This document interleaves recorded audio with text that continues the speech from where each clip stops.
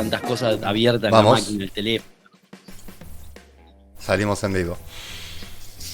Muy bien, señores, buenas noches. Estamos al aire en Ponele Podcast una vez más. Gente sumándose ahí a la transmisión en vivo desde Instagram en @Ponele Podcast, Ponele_podcast. ¿Sí? Pueden ir sumándose ahí los que estén escuchando. Cosa rara que lo diga así porque supuestamente nadie nos va a escuchar hasta que se sumen, ¿no? Entonces, Claro. un poco extraño. Sí. ¿Cómo andan Santi, Nefo, Jorge, Martín? ¿Cómo están? Muy bien, asombrado Bien, que es la todo bien. primera vez que salimos a las 11. Como, Increíble, ¿no? 11:03, ponele. Pero... Bueno, 2-3 minutos. La puntualidad no es nuestro fuerte, Nunca lo fue. ¿no? Esa es Nunca. una realidad. En situación de cuarentena el tiempo es relativo. Recién me acabo de dar cuenta que es feriado el lunes y yo no tenía ni idea de las fechas que estamos usando, ¿viste? Como que uno Lo se dice un maestro. Lo hizo Claro, sí, encima de eso. que Pero debería haber- parpadeé en marzo y me despierto en octubre. ¿No les pasa Claro. eso? Qué locura. Es que es la vida en bucle. Es la vida en bucle, ¿viste? O sea, es como que todo eso, los días son una continuidad de algo similar. Ya lo dijimos, esto es como el día de la marmota. ¿No? O sea, pero Claro. de verdad. Sí, mucho que estuvo la década robada infame, este es el año robado. Sí, totalmente. Sí, totalmente. No sé si alguno de Y ustedes. en eso algunos están todos de teorizan acuerdo. como- No hay grieta. La gran pausa. Algunos teoristas, algunas teorías españolas le llaman como la gran pausa. Porque 2020. Me No sé si gusta. alguno de ustedes estuvo Me escuchando gusta. los anuncios del día de hoy. ¿El qué? Si alguien No. estuvo escuchando los anuncios del día de hoy, yo ya decidí no escucharlos. Los anuncios. Listo, no sabemos nada de los anuncios, mejor sigamos así. Lo que Yo escuché un poco, pero pasa- ninguna novedad. Nada, todo parecido. No cambió nada. bien, sí, Claro, si no hay gente corriendo desnuda por la calle, es que el mundo sigue. Y si no hay nadie festejando por las calles o muchas juntadas, es porque todo sigue igual. Todo claro, igual que es ayer. verdad, ¿no? Claro. Si les parece, podemos ir llamando a nuestra invitada del día de hoy. Estamos trabados, estoy trabado. Le voy pidiendo que se sume a nuestro Instagram. vivo. ¿Sí? Ella es Jazmín Gulstein, espero que esté bien pronunciado. No está bien pronunciado. Ahí en cuanto se desmutee le preguntamos cómo... Bluestein. Glufstein. Glustein, ahí está, perdón. ¿Cómo está, Jazmín? ¿Todo bien? Bien, bien, Sí, bien. Jazmín es ambientalista, forma parte de la Red Universitarios por la Crisis Climática, la sigla RUC, a quienes pueden seguir en redes como @RUC, CRUCC_OK. ¿Sí? Ella también la hemos visto que se ha presentado como divulgadora de ciencias exactas y naturales, ¿está bien? Sí, ¿Sí? me presento un poco. Yo soy química, estoy terminando la carrera de la licenciatura en la facultad de la UBA y tengo 2 trabajos en la facultad. Soy docente de química orgánica y soy divulgadora de mi carrera, o sea, sería una representante en lo que es la comunicación secundaria, participación en eventos, ferias de ciencia, damos charlas. Bueno, esta semana, por ejemplo, estuvimos participando, haciendo entrevistas, esas cosas. Bien, contanos primero, antes de que te preguntemos cosas, contanos un poco cómo se formó y qué es la Red de Universitarios por la Crisis Climática. Bueno, la red se formó el año pasado, si no me equivoco, en agosto se cumplió 1 año. Yo no estaba todavía, me sumé este año en realidad. Y bueno, no sé exactamente cómo se formó, pero No importa. me imagino que habrá sido por distintos compañeros de militancia de distintas facultades. En particular, hay gente de varias facultades, yo estoy en exactas y hay varios compañeros de ahí, pero también hay gente de ambientales, que sería agronomía, de veterinaria, de la FADU, que sería arquitectura. ¿Todo de la UBA o hay de otras universidades también? No, hay otros. Hay una chica que se sumó que está en la UNA, en la de artes. Sí. Después... De económicas no hay nadie, ¿no? Son todos unas ratas esos. Mi hermano es economista, así que... ¿Y milita junto con nada, ustedes? de económicas no, hay de derecho. Igual estaría bueno que se sumen, ¿no? Porque justamente un poco la idea de la RUC es ser lo más interdisciplinaria posible, ¿no? O sea, que haya gente con distintas formaciones, porque sobre todo para abordar los temas ambientales es necesario tener trabajo de gente que sepa distintas cosas. Así que, nada, está bueno. Ahí sí, aceptamos a todo el mundo. Está bien. Contanos, bueno, entrando un poco la idea de hablar con alguien que supiera del tema ambiental y de todo lo que se está viviendo, a nosotros nos surgió por la cantidad de incendios forestales que está habiendo en Argentina. ¿Sí? Tenemos en este momento más de 11 provincias con algún tipo de incendio forestal, mayormente en el centro y norte del país. Si bien hoy había visto que Chubut estuvo con algunos incendios también, la gran mayoría están concentrados entre centro y norte, por lo que estuvimos viendo. Y en algunas zonas también lo que hace que esto sea una catástrofe mayor es la gran sequía que están pasando. Desde lo que vos ves de esta situación en general que se está dando con los incendios forestales, ¿qué es lo que piensan desde la red? ¿Cómo vienen viendo esto? Bueno, este tema de hecho se me ocurrió cuando me propusieron hacer esta charla o esta entrevista o como le llamemos. Se me ocurrió nombrar que era parte de la RUC porque hace poco, par de semanas, hicimos una declaración que subimos a nuestras redes, después si entran la pueden ver, en relación a los incendios, mayormente por los incendios que había en Córdoba y en la zona del Delta del Paraná, que sería Santa Fe. Bueno, Santa Fe, Entre Ríos. Ahora también hay focos de incendio en Formosa y un poco más al norte, en otras provincias, cosa que en ese momento parece que todavía no había.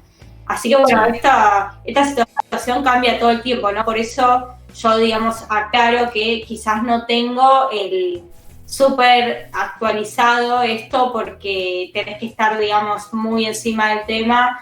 Lo último que leí, que fue de hace 3 días, indicaba que la provincia con más incendios era la de Formosa, después Chaco y después venían así Córdoba, Santa Fe, y que hay 13 provincias con focos de incendio.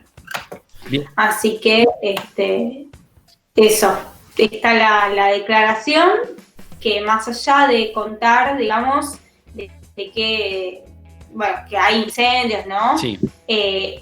Un poco el objetivo es pensar, ¿no?, por qué surgen estos incendios, qué relación tiene, bueno, ya que estamos hablando de una red por la crisis climática, qué relación tiene con el cambio climático, con los cambios en el uso del suelo, bueno, eso.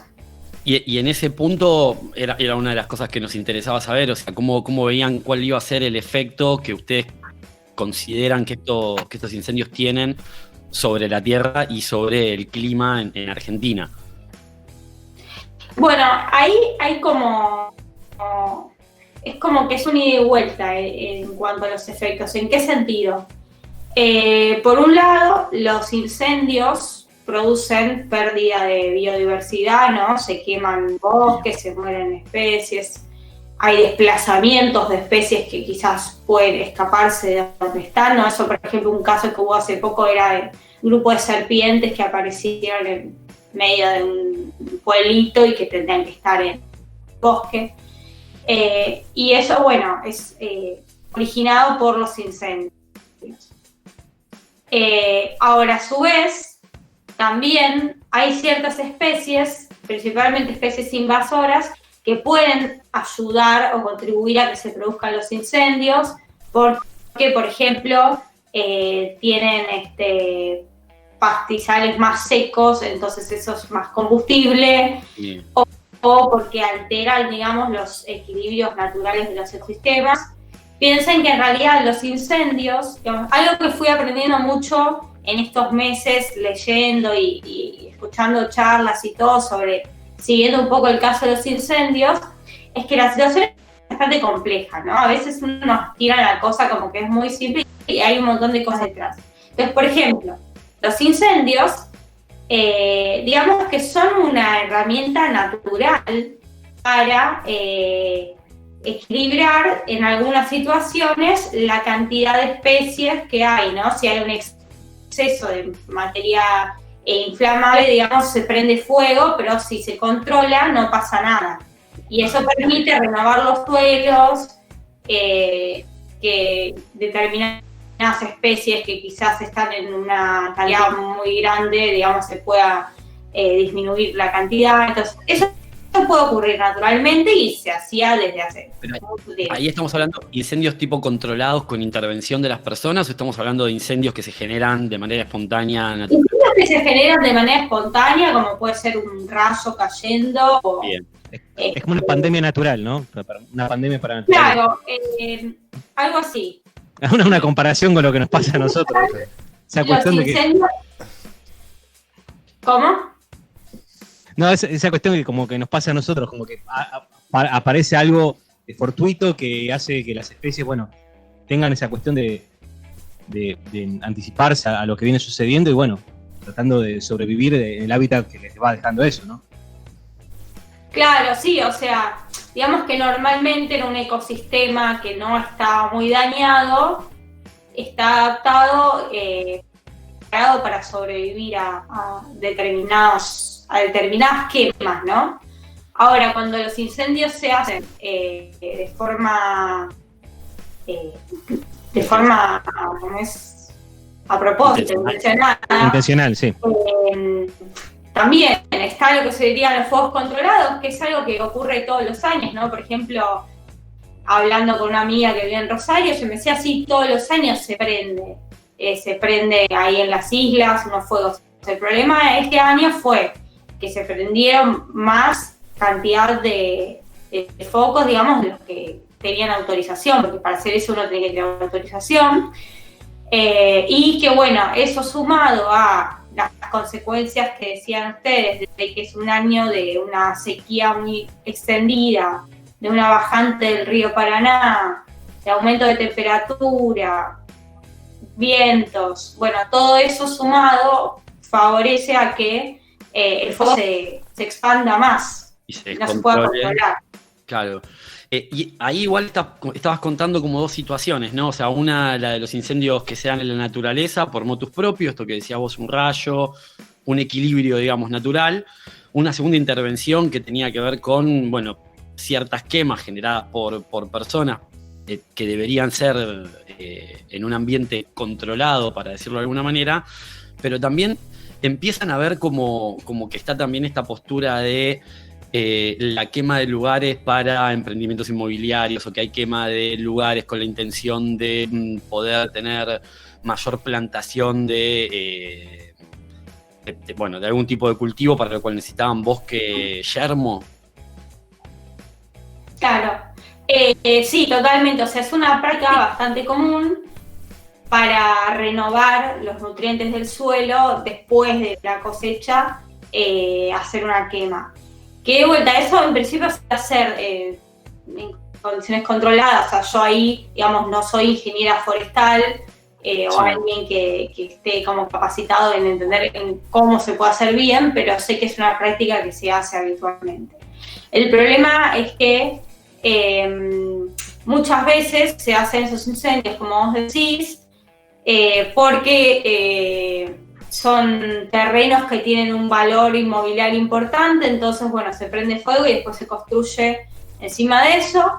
Eso, por ejemplo, quizás no con respecto a los incendios, pero es un poco lo que pasa con los humedales, por ejemplo, en el delta del Tigre, que yo ahí estuve estoy laburando un poco con eso, ¿no? Donde hacen barrios privados, countries, esas cosas, y digamos que degradan bastante el ambiente porque rellenar un humedal hace que se inunde las tierras que están al lado, y bueno, tiene un montón de consecuencias.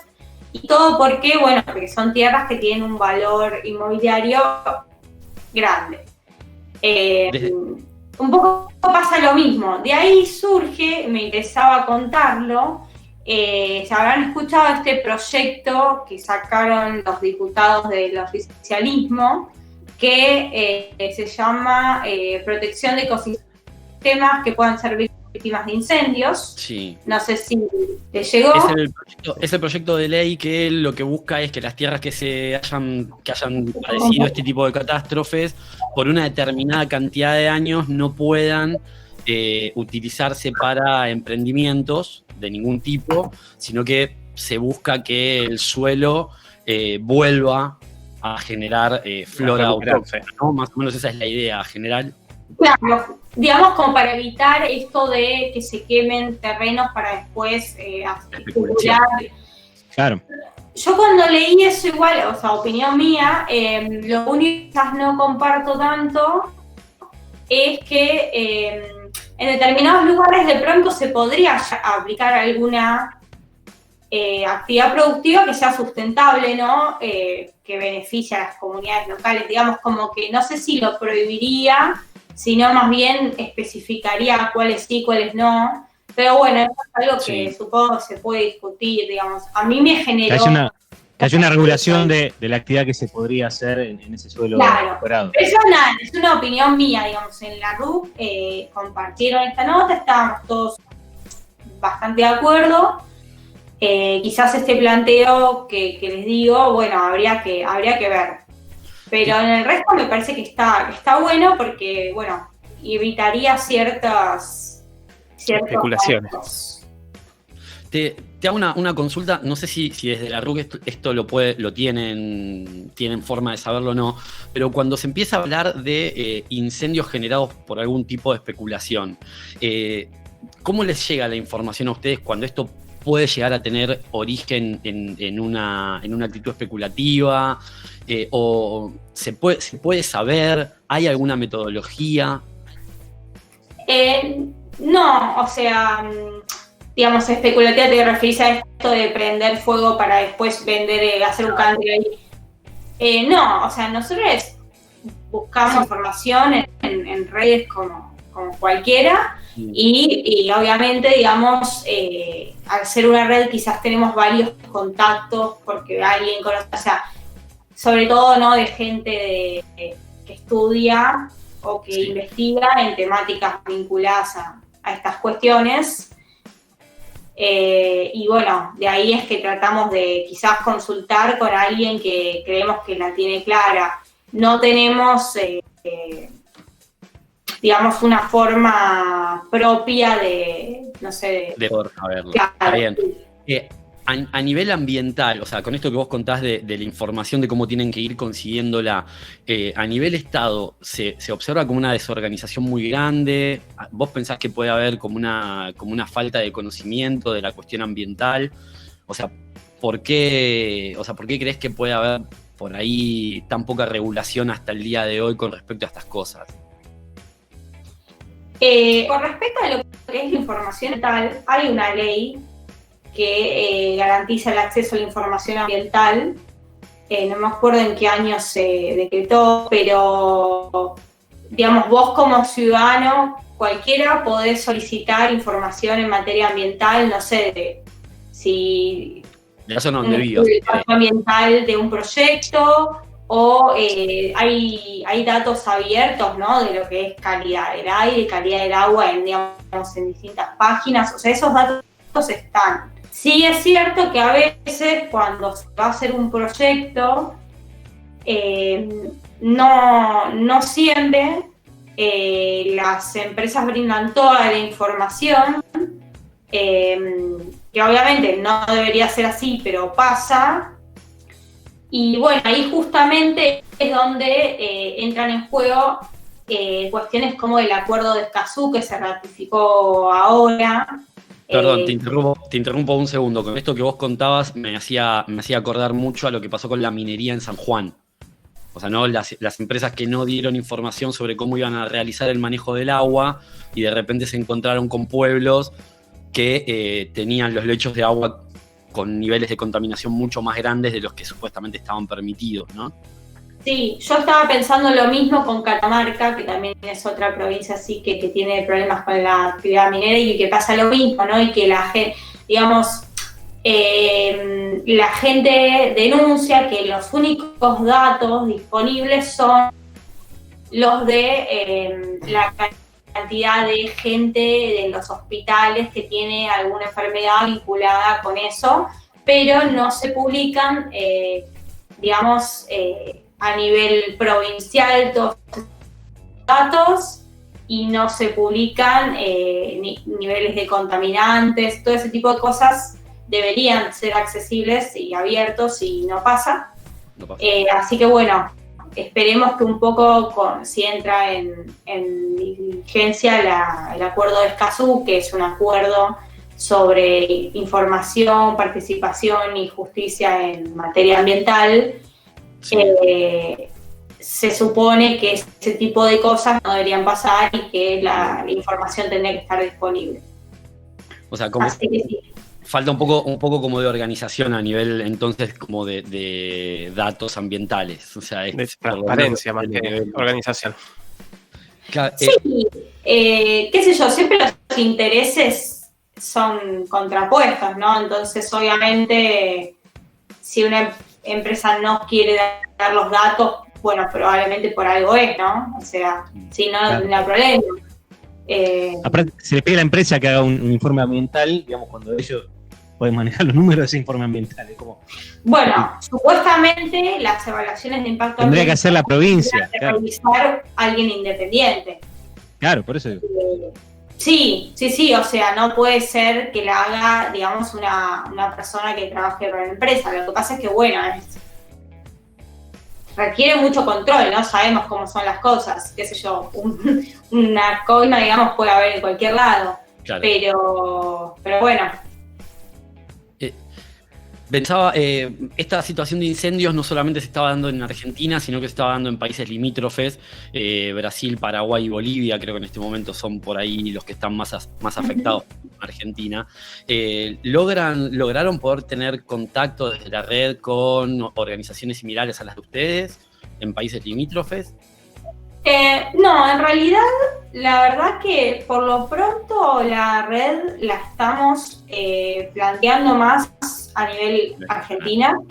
Bien. Si bien, algunos de nosotros quizás sí seguimos o tenemos contacto con gente, o sea, yo por ejemplo estoy en una red de jóvenes latinoamericanos que trabajan en áreas protegidas, entonces Sí. quizás esos contactos los tengo, pero sí, no hay una alianza entre la RUC y ese tipo de redes.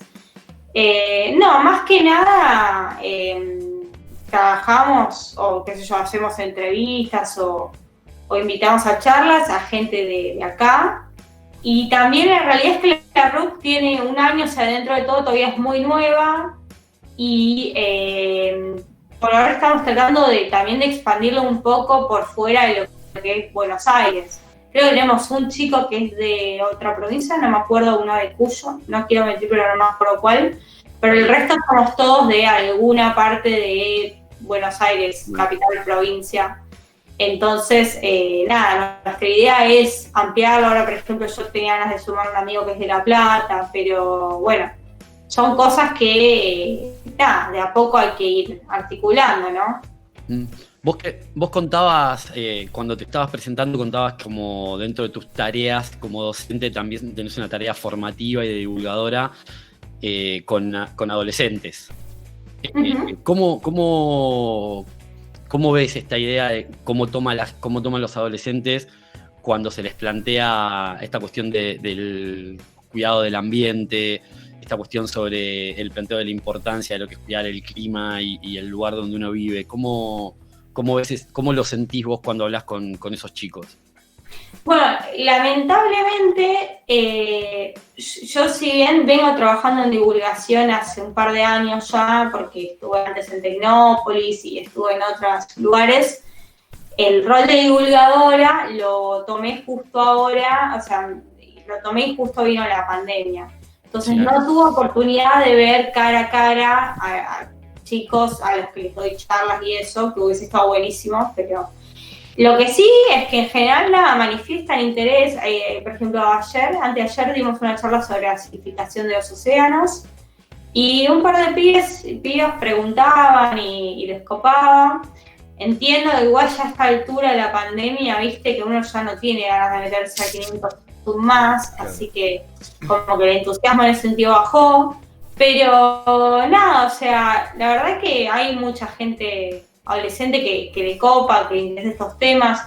Creo que más que cuando yo era adolescente, que no fue hace tanto, pero cambió. Igual te queremos decir de que cuando nosotros éramos adolescentes cambió muchísimo. Este era un tema que lo único de lo que se hablaba por ahí cada tanto era de el agujero de ozono, era como el tema tópico. Pero la capa de ozono. Incendio, cuidado del agua. No era molesta que pongas a todos en la misma bolsa, Seba. Claro. Bueno, somos más grandes entonces. No sé, yo tengo 25 años igual. No, nosotros acá estamos rondando los 40. Claro. Ya estamos cerca de otro momento. Los 30, por favor. Claro, estamos casi generaciones teniendo esta. No, lo que sí pasa, mira, mismo lo vemos en la RUC, ¿no? Que somos la mayoría, no, salvo algunos que vienen de estudiar licenciatura en medio ambiente o capaz biólogos, la mayoría somos de carreras que no necesariamente están vinculadas a lo ambiental. O sea, yo, por ejemplo, soy química. Pero cuando empezás a meterte en estos temas, como que, nada, te empezás a meter por una cosa y terminás aprendiendo otra cosa, ¿no? Y yo, qué sé yo, al principio me metí más por el tema del agua, o sea, trabajo con lo que es el acceso al agua potable, estoy en un proyecto acá en la Villa 2124 y empecé por ahí y después me empecé a meter también con cosas de biodiversidad, ¿no? Y la importancia de las especies nativas. Entonces ahora también estamos armando como una huerta en el barrio donde hoy apoyo escolar y así uno se empieza a sumar a cosas y como que te empezás a dar cuenta, ¿no? La importancia de muchos aspectos en el tema ambiental. Y bueno, termina consumiéndote medio la vida después. Claro, tiraste de un hilo y de repente tenías un ovillo gigante en el que estás metida. Dale, Nefo. No, te iba a consultar, ya que hablaba de esto, que justo te agarró el 2020, como nos agarró a todos. ¿Qué dinámica ibas a usar con los chicos? ¿Cuál era tu idea, digamos? ¿Asistir a secundarias, brindar clases de forma esporádica o hablar directamente con consejos escolares? ¿Cuál era tu dinámica para trabajar? No, digamos... Después se cortó, obviamente. El trabajo digamos, lo que es el trabajo de los divulgadores de mi facultad, que somos uno de cada carrera, es ir a escuelas, por ejemplo, a charlar sobre de qué se trata estudiar nuestras carreras o charlas quizás sobre algún tema específico. Después también lo que son las semanas de las ciencias, que es algo que organiza la Facu, donde se hacen un montón de stands, videos. Por ejemplo, la última fue la Semana de la Química, justamente, entonces ahí estuve haciéndole una entrevista a una mujer que es muy copada, que se llama Valeria Delstein, es bastante conocida, sobre el rol de las mujeres en la ciencia. Participamos así de eventos como la feria que hizo esa semana la Municipalidad de La Matanza, Plaza Ciencia, y estuvimos ahí dando charlas también. Es bastante amplio, digamos. Claro. No, por eso, quería ver si era como vos te acercabas a la escuela o la gente de la escuela también se acercaba a vos. Las dos cosas, sí, las dos cosas. Te iba a preguntar ahora algo ya por ahí desde tu punto de vista, ¿no? O sea, con esto que vos contabas de cómo te sumás a la militancia, a la divulgación. ¿Cómo ves la situación ambiental de Argentina desde tu punto de vista hoy? Es difícil. No, Dios, pero... No, en general, no digo, o sea, estamos viendo de que por ahí ahora se empiezan a hablar de algunos temas que hace un tiempo no, era una de las cosas que decíamos, y por ahí cómo lo ves vos, o sea, desde lo que podés rescatar y lo que se puede criticar a sí, mira, a mí me parece, y esto lo hablo un montón con mis amigas conocidas, es que capaz que uno se mueve en una especie de burbuja, ¿no? Es un ámbito que tiene ciertas características sociales, económicas, digo, no sé, todos somos clase media, formación universitaria, vivimos en capital o conurbano, pero no sé, como que es una determinada clase social que quizás sí estamos todos preocupados por el medio ambiente y charlamos de temas como género y un montón de cosas y siempre tratando de construirnos y esto y lo otro, pero no me queda tan claro que sea un reflejo de toda la juventud en el país. Y no por creerme mejor ni por ser porteña, ni por ser universitaria, sino que simplemente a veces se generan estos micromundos donde las cosas son de una manera, pero no quiere decir que todo es así. Y con lo ambiental puede ser que haya mucha juventud movilizada, ¿no? Por ejemplo, Jóvenes por el Clima moviliza un montón, pero de vuelta, no me queda tan claro que llega a la mayoría de los jóvenes.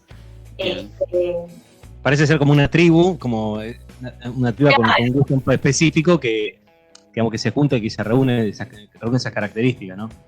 Claro. Pero bueno, también por eso nos sirve estas entrevistas, como para darle un poco más de difusión a las ideas y a lo que vienen proyectando y empezar a tocar un poco con distintas redes que dan un servicio de comunicación y que es para bien de todos, ¿no? Uh-huh. Sí, lo bueno también que veo es que, bueno, con todas las situaciones que están pasando, tanto ya sea la pandemia que se ve que tiene una relación con un origen ambiental, ¿no? Con el avance sobre los bosques nativos, y entonces el contacto con las especies, la producción o que comemos, digamos, hay un montón de cosas ahí, o sea, como que vemos que tanto la pandemia como los incendios, como el dengue, como tantos otros problemas que tenemos acá, tienen relación con problemas ambientales, entonces quizás la gente empieza a pensar un poco más en eso, los medios un poco hablan más de eso, y también los y las jóvenes que a lo mejor vienen hace varios años militando, activando, ya empiezan a tener un poco más de papel, ¿no? Y de repente los escuchamos hablar en el Congreso, cosa que antes a lo mejor no pasaba. Sí, no era tan normal. Claro, te quería preguntar, justo ayer se aprobó la ley Yolanda en la Cámara de media sanción. Senado. Sí, media sanción. ¿Qué implica esto, digamos, el avance ambiental? Y, bueno, es como si fuera la ley Micaela, pero para cuestiones ambientales, digamos, como que quienes ocupan cargos públicos tienen que tener una cierta capacitación en materia ambiental. Me parece que está bueno, porque evidentemente te encontrás cuando hay votaciones, como cuando fue lo de Escazú, por ejemplo, que a lo mejor hay gente, diputados, no sé, que no tienen mucha idea de lo que están hablando, ¿no? Entonces, nada, hay que tomar decisiones informadas. Bien. Así que me parece que está bueno. No sé bien cómo lo van a implementar, pero sí, ayer me puse contenta de que a ver si no pasan más cosas como lo de la venta de los terrenos ahí en Costa Salguero, no sé. Y ahí iba a llegar vamos a eso. Que también estabas interiorizada en el tema. La legislatura de la Ciudad de Buenos Aires ayer aprobó la venta de terrenos que están en lo que hoy conocemos como Costa Salguero, frente al río. Entre las cosas que dijeron era que era una forma de como maximizar o de tratar de aprovechar espacios verdes, y eso fue recibido con mucha crítica porque básicamente es un emprendimiento inmobiliario, o sea, más que un emprendimiento, por lo menos lo que se tiene proyectado es la construcción de torres, y no queda muy claro cuál va a ser esa integración a los espacios verdes que, como hablábamos antes, en la época de la pandemia y sobre todo en Ciudad de Buenos Aires, quedó como a la vista que escasean. O sea, ¿cómo viste eso, lo que aprobó la legislatura de la Ciudad de Buenos Aires ayer?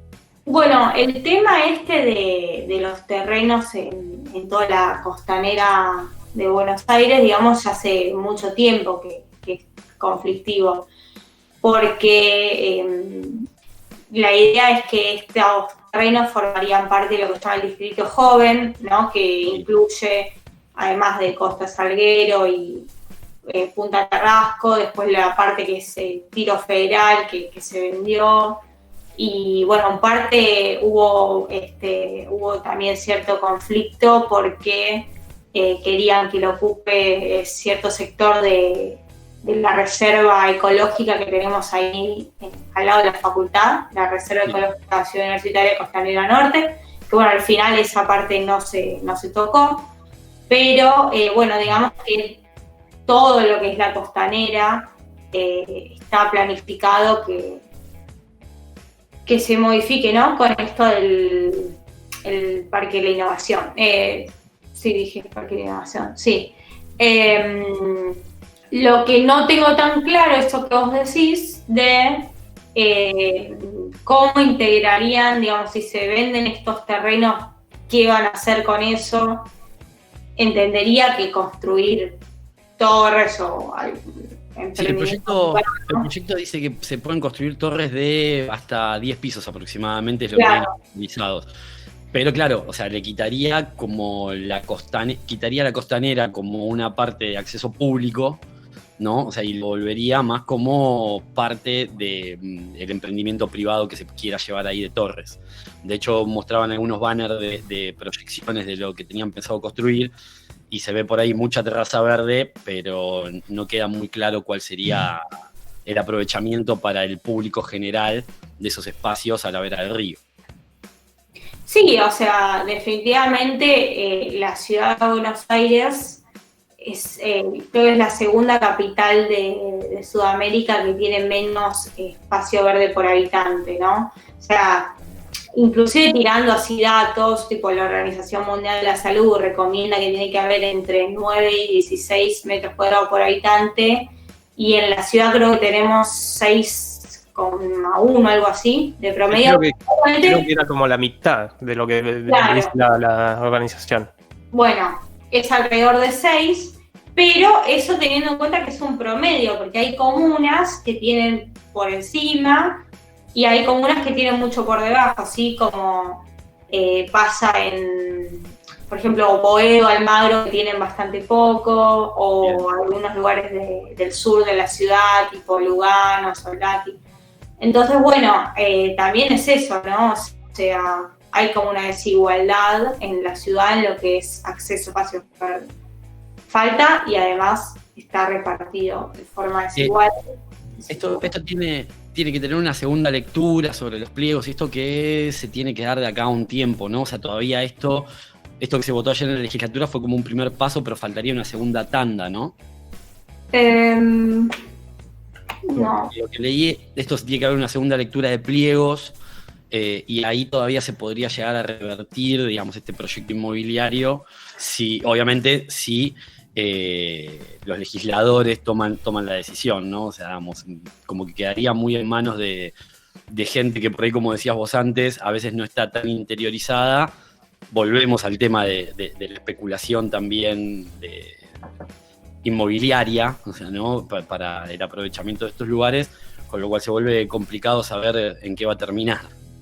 Sí, eso que vos decís de los pliegos no estoy segura, pero porque yo, viste, tampoco, como que no tengo mucho entendimiento en las cuestiones más. No, tampoco pretendemos que vos nos informes de absolutamente todo lo que nosotros desconocemos, no es la idea. Pero, a ver, quiero ver algo. Justo ayer que compartí una nota, y a ver si encuentro eso que vos decís.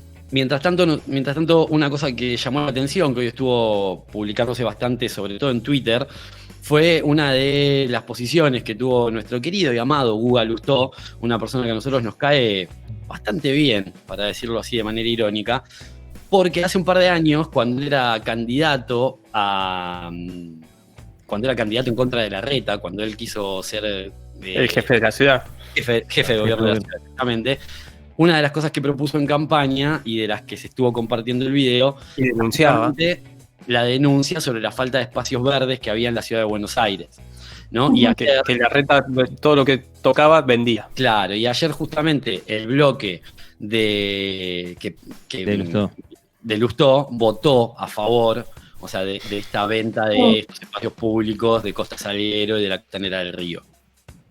Sí. Bueno, eso pasa. Bueno, eso es complicado. Lamentablemente muchas veces gente de determinada posición termina aliándose con gente con ideas muy diferentes para poder conseguir puestos. Es que no sé si tienen ideas tan diferentes, eso es lo que me pasa. O sea, yo no creo que tengan ideas tan distintas.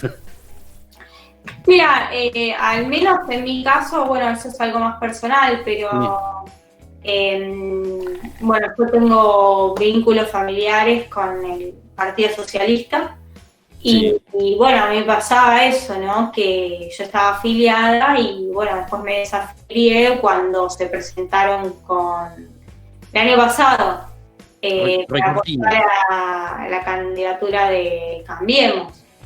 Claro. Entonces nada, ahí dije, bueno, no, este es mi límite de lo que puedo bancarme por cosas y me desafilié. Y bueno, quizás nada, o sea, en realidad las ideologías son diferentes, pero a veces hay que ceder para llegar a ciertos cargos. Bueno, hay que ver hasta dónde estás dispuesto a ceder, ¿no?